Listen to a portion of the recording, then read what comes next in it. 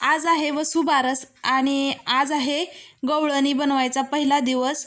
तर पारंपरिक पद्धतीने आज आपण गवळणी बनवत आहे। तर हे गवळणीसाठी वापरलेले आहे गाईचं शुद्ध शेण, देशी गाईचं। तर हे एक गवळणी बनवून तयार आहे।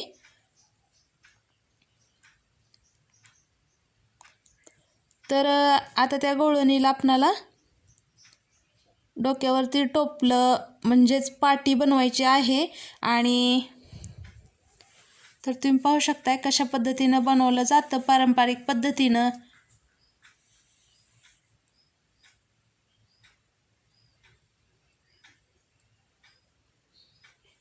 तर हे वरती डोक्यावरती ठेवलेलं आहे गवळणीच्या चुंबळ आणि हे बनत आहे आता चुंबळीच्या वरती ठेवण्यासाठी पाटी।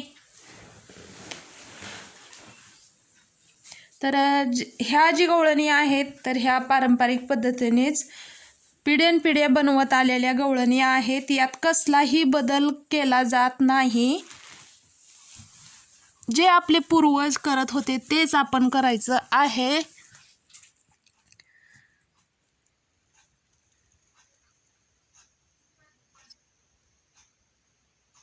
तर गवळणीच्या पाटीमध्ये थोडंसं असं काहीतरी साहित्य भरल्यासारखं करायचं आणि आता बनवूया आपण 5 पिल्ले। म्हणजे याचा अर्थ आहे की 1 कुंती आणि 5 पांडव। तर पांडवाच्या संबंधितच अशी दिवाळी असते। तर पांडवाचंच पूर्ण दिवाळीमध्ये केलं जातं। तर ह्या अशा पद्धतीच्या गवळणी आमच्याकडे 5 दिवस असतात। तर मी तुम्हाला माझ्यासारखंच करा म्हणत नाही, तर माझी पद्धत मी तुमच्यासोबत शेअर करत आहे। तर हे आमची पारंपरिक पद्धत आहे। तर या ठिकाणी 5 पिल्ले झालेले आहेत। तर प्रत्येक पिल्लेला आपण टोपी घालणार आहे।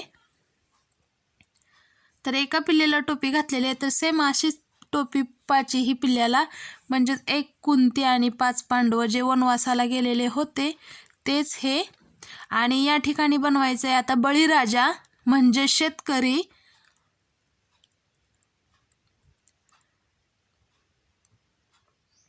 तर या ठिकाणी झोपलेला आपल्याला बळीराजा बनवायचा आहे।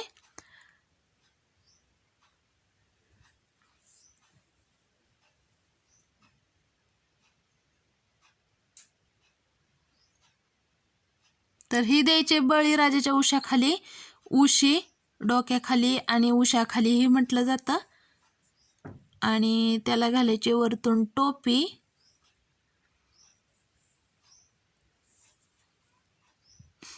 तर या ठिकाणी केलेली आहे गवळण जी बळीराजाची पाय दाबत आहे, म्हणजेच बळीराजाची बायको।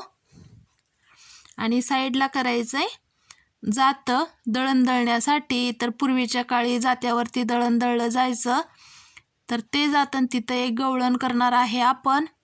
तर व्हिडिओ कसा वाटला कमेंट करून सांगायला विसरू नका। नवीन असेल तर चॅनलला सबस्क्राईब, लाईक, शेअर करा। व्हिडिओ पूर्ण पाहिल्याबद्दल खूप खूप धन्यवाद। आणि जात्याला खवलेला आहे खुट्टा।